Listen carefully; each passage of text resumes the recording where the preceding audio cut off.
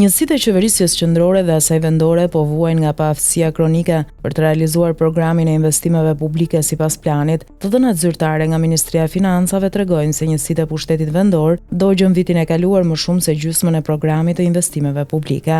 Të dhënat finale mbi buxhetin 2024 tregojnë se pushteti vendor realizoi vetëm 43% të programit të investimeve. Nga 46.3 miliard lekë planifikuara, u investuan vetëm 19.9 miliard lekë ose më pak se gjysma e programit. Paaftësia e bashkive për të alokuar investimet vjen në një kohë, por ato janë para nevojave të mëdha për të investuar, sidomos në infrastrukturën e rrugëve lokale vendore. Të dhëna më të detajuara tregojnë se fondin më të madh të investimeve kishte Bashkia e Tiranës me rreth 18 miliard lekë në 2024, por ka arritur të investojë vetëm 6.1 miliard lekë ose 34% të programit. Bashkia e Durrësit, e cila është mikpritësia kryesore e turistëve në vend dhe me nevoja të mëdha në infrastrukturën vendore, ka realizuar vetëm 50% programit të investimeve për vitin 2024, nga rreth 4 miliard lekë programuara ka realizuar vetëm 2 miliard prej tyre. Në bashkitë me qendër prefekture shihet se Vlora kishte realizimin më të dobët me vetëm 17% programit. Në 2024 u investuan vetëm 251 milion lekë nga 1.4 miliard lekë që ishte programi vjetor. Bashkia e Vlorës ka të zhvilluar turizmin detar me vijën bregdetare më të bukur në vend, teksa nevojat për investime, sidomos në menaxhimin e mbetjeve dhe furnizimin me ujë ende janë të mëdha.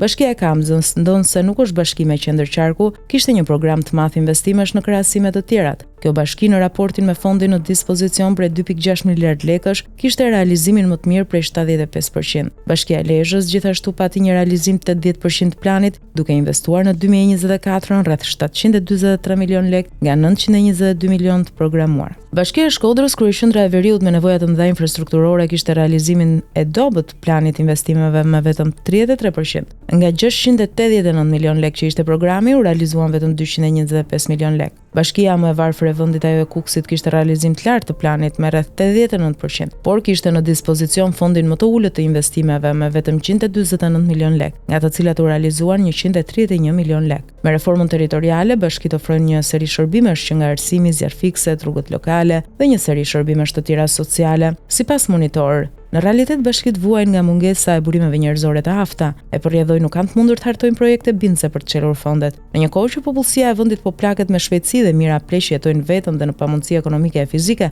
teksa shumica e bashkive nuk ofrojnë kujdes për të moshuarit. Shumica e bashkive dhe ato që përfaqësojnë qendrat e qarqeve nuk kanë shtëpi për të moshuarit. Raportet e monitorimit kanë treguar se zonat rurale të vendit vuajnë mungesën e plotë të shërbimeve të trajtimit mbetjeve dhe shërbimeve të tjera lokale.